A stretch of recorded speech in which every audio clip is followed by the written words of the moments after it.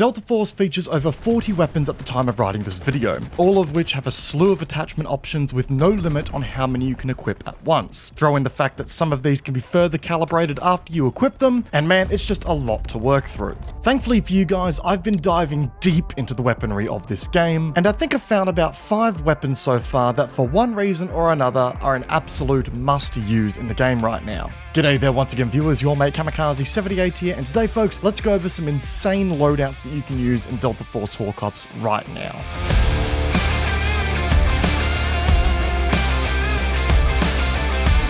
So folks, before this appears in the comment section down below, I just want to say that this is not a comment on the game's quote-unquote meta, nor are today's builds a suggestion of what the meta actually is. This game has so many weapons and so many combinations of attachments out there that it would be rash of me to make a meta statement this early on. No, the guns, the builds, everything in question for this video are crazy builds that I've come up with that I think you guys will all have a lot of fun with. I also really want to see your builds in the comment section down below as well. All of the loadouts that I've personally featured in this video will be linked in the description as a loadout code that you can apply yourself in game. But alright, let's get into some weapons, and I want to start off with the K419. It's one of the first assault rifles you unlock in your progression within the game, and it quickly became one of my go-to picks for my time playing as Stinger. Now out of the gate, this weapon is far from the easiest to control. It shreds in close quarters, but it sports a pretty unruly recoil pattern with an incredibly punishing damage fall-off multiplier, which can make it quite limiting in a lot of the game's maps, which are at the moment very much dominated by the mid-range combat sort of range. However, if you can close the gap, then man, this gun comes to life. But the build that I have for it here completely changes its tune and gives it far more flexibility, transforming it into a far more adaptable piece of kit and it being very enjoyable in the process. The key focus here with the attachments is simply decking this thing out for recoil control. The barrel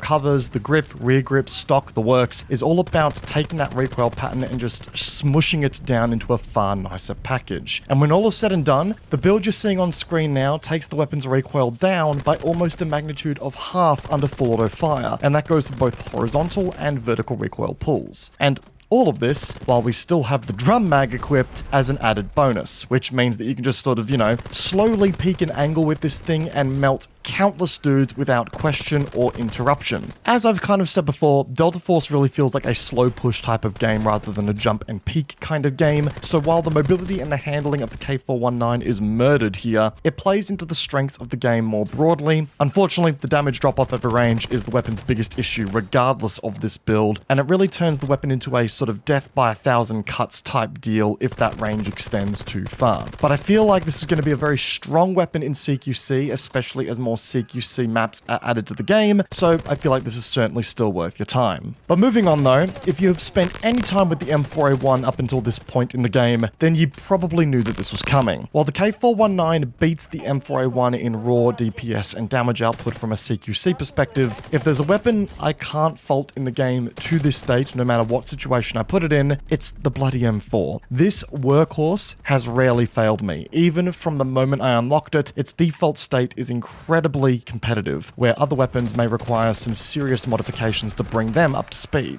The way the M4 holds its damage over range also makes it feel a bit more confident in those medium range firefights, which of course is a massive plus here. So by playing a bit more into this ranged adaptability card here, I've kinda cooked with the M4A1 on this build. Much like the K419, I've tuned this thing entirely for control, which yes, murders the handling and demands that you do play a bit more passively with it, but let me tell you right now folks, I don't think I've had an easier time just beaming heads in this game at extreme distances with anything else. There have been times where I've spotted nothing more than a sniper scope glint with the M4 build and just gone bap, sending them straight back to the respawn screen with nothing more than a kind regards attached. It's incredible. Mechanically, the recoil under full auto drops all the way down to a magnitude of 0.41 times its base recoil, bringing out one of the tightest recoil spreads I think I've ever seen in a gun in a first-person shooter game outside of Call of Duty. I mean, just look at that recoil chart in the top right of your screen there. It's a work of art, if I dare say so myself. In all honesty, if you're looking for a weapon that is just straight up easy to use and took very little neuron own activation to use it properly from your behalf, then look no further than this thing. Not to throw any shade here, but if you guys can't control the recoil on this thing, then you may need to start working on your FPS skills. Alright, shifting tunes for a moment here to a battle rifle instead, the M7 is a weapon that I've been seeing sort of fly under a lot of people's radars as of late. And to be fair, it's for a relatively good reason. Out of the box, it's a cumbersome weapon that feels incredibly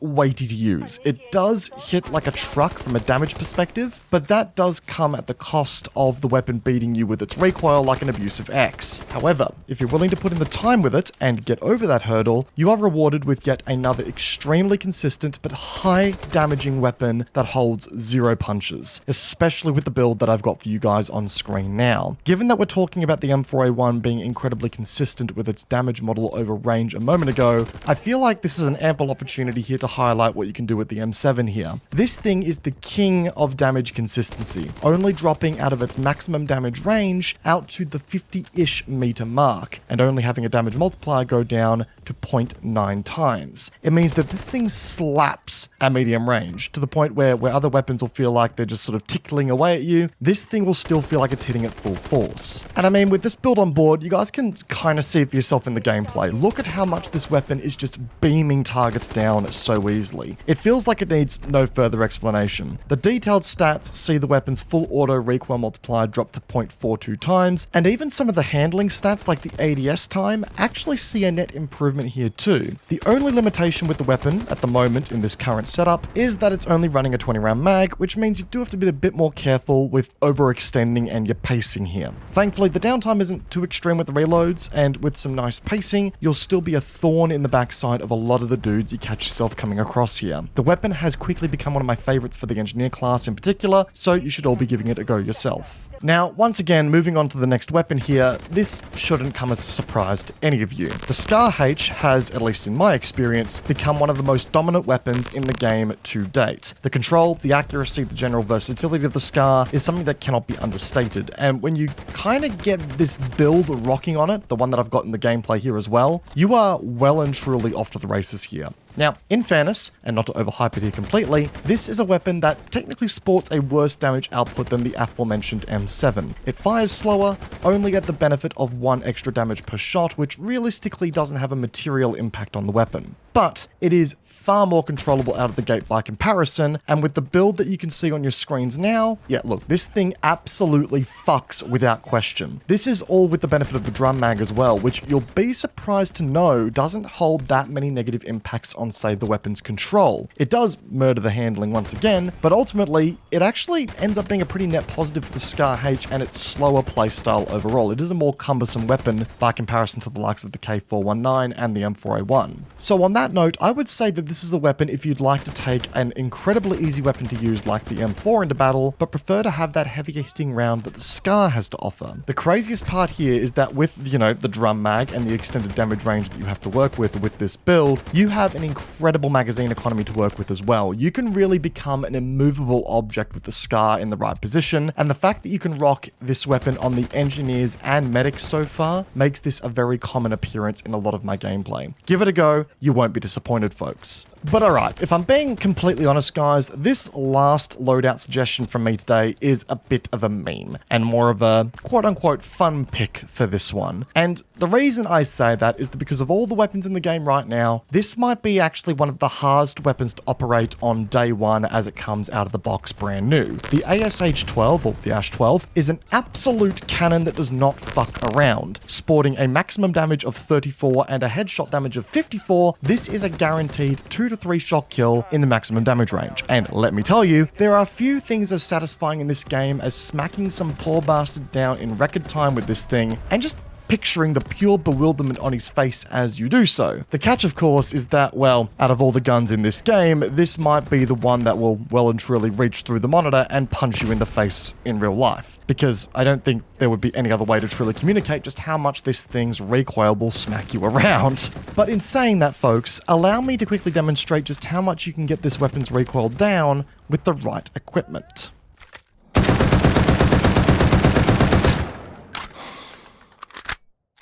Yeah, I mean, look, the results really speak for themselves here, and while the work to get there ain't exactly an easy feat, holy is it worth it in my books. It's definitely one of the extremes in the game's arsenal right now. It may not be the easiest weapon to leverage, it may not be the path of least resistance to scoring massive kill games, but man, it is fun, and look, I am all for injecting a bit of variety into these videos, especially when there is a gun that hits as hard as this one does after some work with it. I wouldn't mark this as quote-unquote the weapon to focus on grinding out straight away, especially given it's pretty late in the progression tree, but don't sleep it on either, guys. Give it a whirl when you're willing to try something new. I highly recommend it. Now, I know I can see this coming from a mile away in the comments section down below. You know, what about the LMGs, SMGs, and the DMRs and the sniper rifles so far, Cam? Why haven't you talked about those yet? If I'm being 100% honest with you all here today, guys, there's very few weapons outside of the assault rifle or even battle rifle category right now that I actually think are worth using if you're looking to be effective on the battlefield. Right now, a lot of the maps cater to medium range firefighting, which means that SMGs really feel like they're out of their place 9 times out of 10, barring a few exceptions. And further to that, I also feel like DMRs or marksman rifles just in general feel a little bit lackluster across the board at the moment as well.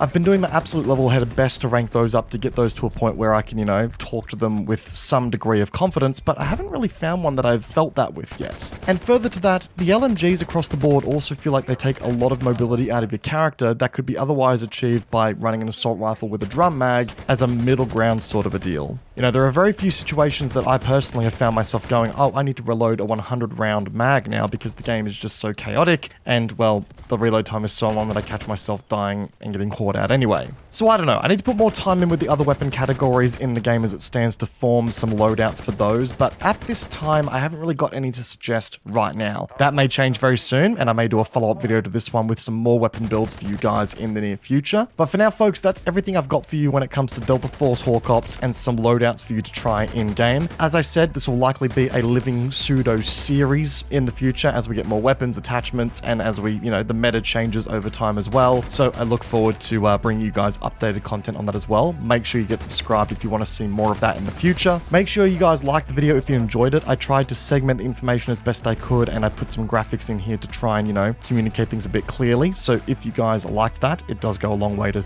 supporting the channel with some good feedback. And be sure to come check out our Twitch channel, linked in the description down below as well, guys, because it'd be great to have you a part of the live community as well. Until then, folks, catch you next time, and I'll see you guys all in the next one. Peace out, guys. Have a good one.